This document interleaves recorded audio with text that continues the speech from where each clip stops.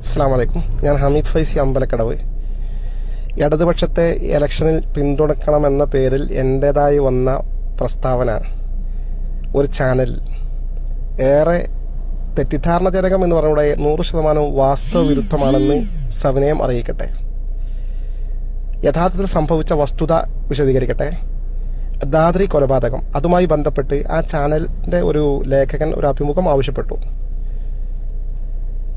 ആ അഭിമുഖത്തിൽ ദാദ്രി കൊലപാതകം, ബീഫ് കഴിച്ചതിൻ്റെ പേരിൽ ഒരു പാവപ്പെട്ട മുസ്ലിമിനെ വർഗീയവാദികൾ ഒന്നിച്ചു ചേർന്ന് തല്ലിക്കൊന്ന കിരാതമായ പ്രവർത്തനത്തെ അതിശക്തമായി അപലപിക്കുകയും ഈ വിഷയത്തിൽ പ്രധാനമന്ത്രി എടുത്ത സമീപനം, അത് അപലപിക്കുക പോലും ചെയ്യാത്ത ക്രൂരമായ സമീപനം വളരെ ഖേദകരമായി എന്ന് ചൂണ്ടിക്കാണിക്കുകയും ചെയ്തു.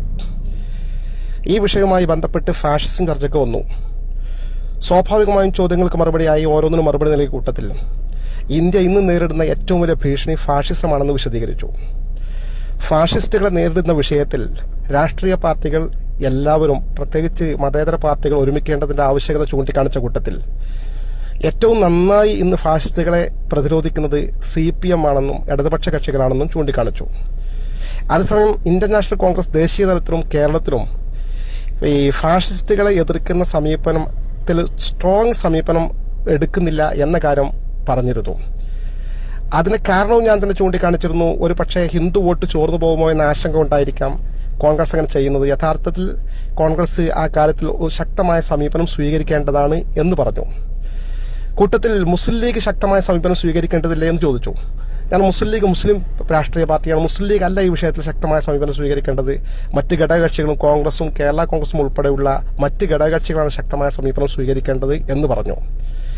ഈ SFI നടത്തുന്ന ബീഫ് ഫെസ്റ്റിവലിനെ കുറിച്ച് ചോദിച്ചു. ഞങ്ങൾ തീർച്ചയായും ഈ ക്യാമ്പസുകളിൽ അങ്ങനെ ഇതൊരു വളരെ മോശമായ ഒരു വിധാനത്തിലേക്ക് ഇറക്കിക്കൊണ്ടുവന്ന് ബീഫ് ഫെസ്റ്റിവൽ നടത്തുന്ന പ്രവർത്തനയോട് ഒരു നിലക്കും ആ CPMന്റെ സമീപത്തോട് യോജിക്കാനാകില്ലെന്ന് ചൂണ്ടിക്കാണിച്ചു.